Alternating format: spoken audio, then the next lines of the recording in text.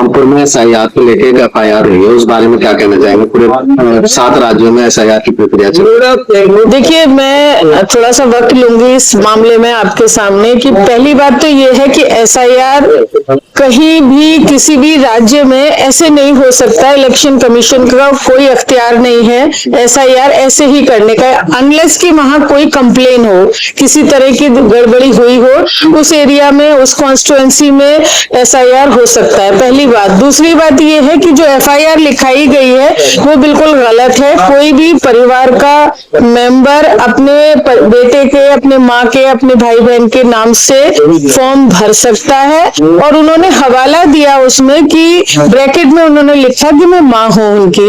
दूसरी बात ये, हिंदुस्तान में तो नौकरी मिल नहीं रही। जब हिंदुस्तान में नौकरी नहीं मिल रही तो भाई कोई ना कोई विदेश में काम करने जाना है, अपने पेट पालने के लिए, अपने परिवार को पालने के लिए एक मजबूरी है।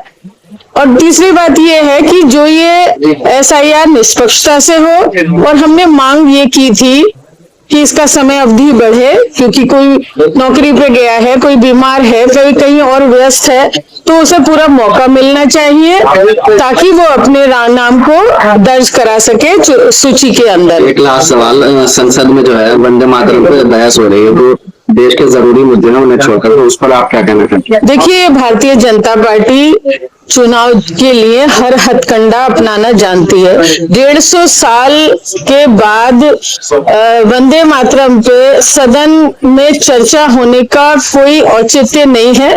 सब लोग वंदे मातरम को, उस वक्त जब वंदे मातरम लिखा गया था, बंकिम चंद्र चट्टोपाध्याय जी ने जब इसकी रचना की थी, तो ये इसके पीछे भावना थी कि देशवासियों के अंदर एक मतलब देशभक्ति की भावना को पैदा किया जाए। आज उसकी कोई ऐसी आवश्यकता नहीं है कि उस पर चर्चा हो, क्योंकि बंगाल में चुनाव है, इसलिए चर्चा हो रही है वंदे मातरम पर।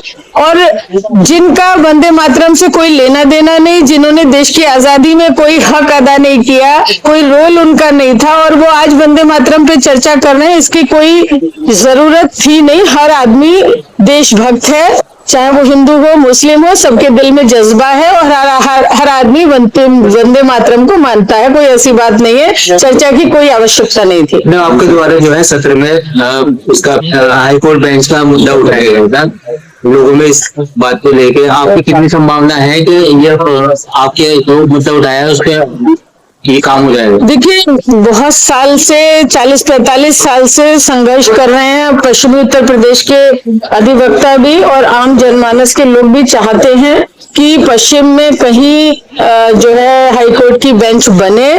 और उसके लिए मेरी कई वकीलों से और बार के अध्यक्ष से मुरादाबाद में चर्चा हो रही थी।